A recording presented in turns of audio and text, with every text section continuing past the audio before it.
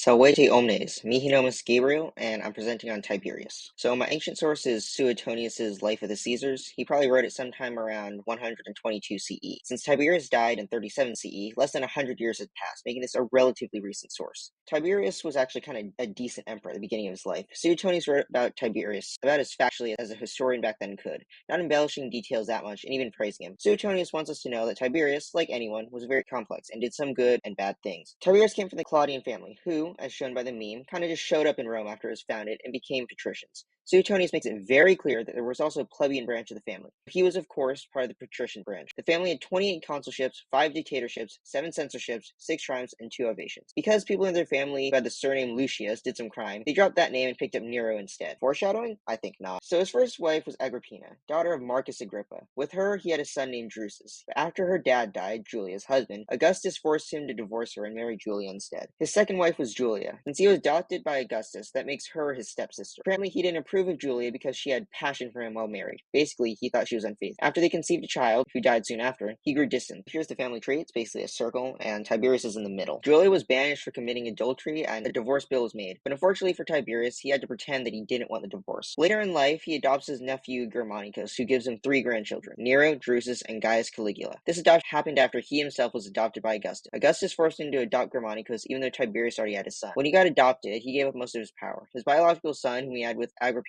gave him 1 grandchild, Tiberius. Tiberius left for the milk this time, leaving his family in Rome while he went to Ostia. While he was there, he traveled down the coast and learned Augustus was sick. Livia banished him to Rhodes, and he was so paranoid that he had guards and stuff. He was also a sensitive snowflake and became distressed because of the slanders of Marcus Lollinus. He stayed in Rhodes for 2 years. People made fun of him at dinner parties. So after he found himself in his retirement, it took him 8 years, he came back to the public eye ready to take on the duties of a politician. 2 lucky signs to convince him to return were that an eagle perched on the roof of his house, and that when Livia hatched a chicken egg, it made a chicken with a fine crest. After he got back, he introduced his son to the public and just kind of dipped, retiring again basically. Later, he was made part of the tribune and had to subjugate Germany, which he did good at, in part because his paranoia made him think that if the Romans conceded any land, the enemy would seize the opportunity and attack. Augustus had mixed feelings about Tiberius. On the one hand, he was a good general who was able to gain land for Rome. On the other, he was quite strict. Later, Augustus dies, naming Tiberius as his heir. Apparently, Tiberius did not announce Augustus' death until after Agrippa the Younger had been killed. Suetonius doesn't know why he decided to wait, but he does tell us that people thought either Augustus or Livia had ordered Agrippa to be killed. He did a whole thing in the Senate where he called it together, and they got super sad reading his speech. He became so sad that his son had to finish it for him. I don't think this Greek was completely genuine, and he probably put on a show being sad because people thought he killed Agrippa. At first, Tiberius refused the title of emperor, just in name though. He still surrounded himself with guards, as one does, and ruled like he was the emperor. This caused some of the Republic to call him out, so eventually he did take the title. Soon after he came to power, the armies in Illyricum and Germany had some mutinies, demanding that they receive higher pay. In addition, the army in Germany kind of just didn't like him. There were also 2 other people who wanted to uprise. Clemens, a slave of Agrippa, who wanted to avenge his master's death, and Lucius Scribionus Libo, a nobleman. To put down these coups and mutinies, Tiberius just pretended to be sick and had his people take care of it. After killing and or moving his enemies into positions where they couldn't really do anything to him,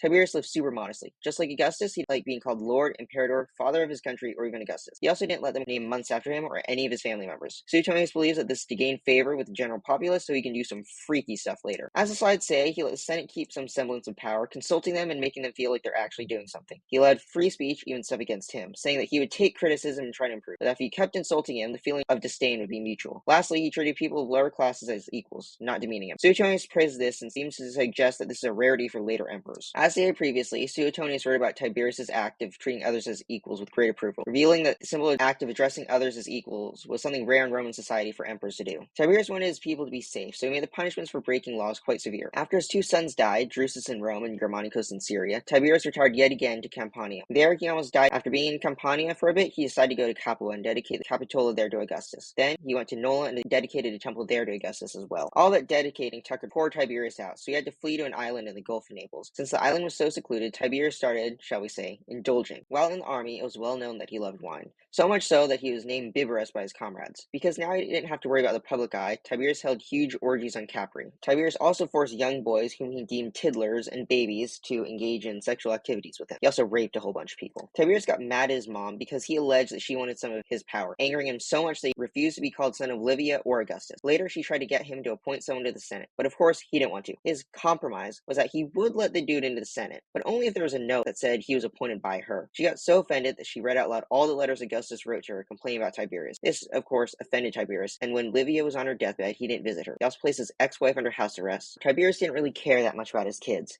so when his biological son Drusus died, he spent a little bit of time mourning before going back to what he was doing before. As for Germanicus, as stated in the slides, he made fun of him and complained about him. It was believed back then that Tiberius had some part to play in Germanicus's death, so the public was a bit outraged. And since Tiberius is now a sensitive snowflake, he took his anger out on Germanicus's wife and kids. Germanicus's wife, Vespiana Agrippina, like most of the Roman people, complained about her husband's death. Tiberius basically told her that since she wasn't the empress, her opinions and complaints didn't matter. He banished her to Pandataria. At the island, she sent letters of contempt to him, and made him so mad that he had a centurion beat her until one of her eyes was destroyed. Later, she tried to die by starvation, but he didn't let her, forcing people to pry open her mouth so they could feed her. When she did die, the petty mother made her birthday a day of ill omen. At first, Tiberius recommended his two grandchildren, Nero and Drusus, to the Senate, but after about a year, he decided he didn't like that anymore, so he branded them as public enemies. By doing so, he was able to lock them up. Both starved to death, although Suetonius thinks Nero was forced to kill himself. Towards the end of his life, Tiberius started executing a whole bunch of people, with Suetonius stating that one happened every day. He also states that Tiberius was going crazy,